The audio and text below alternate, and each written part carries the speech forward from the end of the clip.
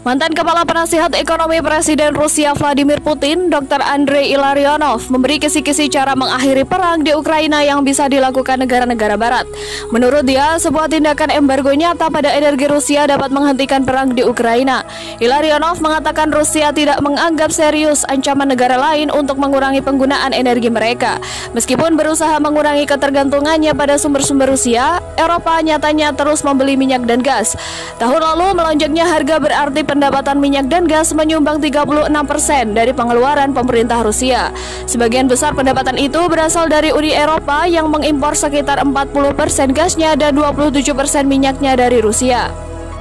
Pekan ini, seorang diplomat top Uni Eropa, Josep Borrell, mengatakan bahwa Uni Eropa membayar 1 miliar euro kepada Rusia setiap hari untuk energi yang mereka berikan.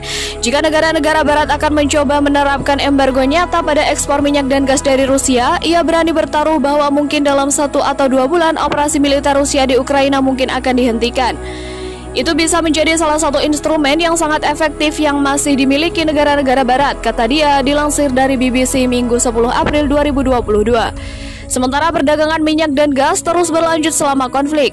Sanksi yang meluas telah membuat banyak kegiatan ekonomi lainnya di Rusia terhenti.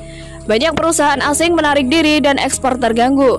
Sebuah survei baru-baru ini oleh Bank Sentral Rusia sendiri pun memperkirakan ekonomi akan menyusut 8% tahun ini. Sementara Institut Keuangan Internasional mengatakan itu bisa turun sebanyak 15%.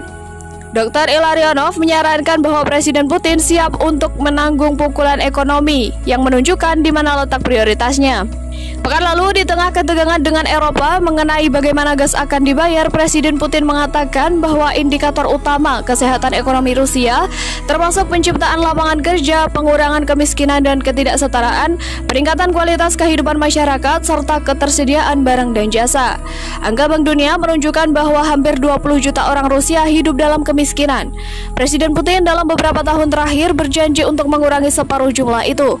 Dr. Ilarionov berkata semua akan melihat kemungkinan melipat gandakan jumlah orang itu, bahkan mungkin 3 kali lipat seiring dengan kesulitan ekonomi atau yang terjadi setelah invasi.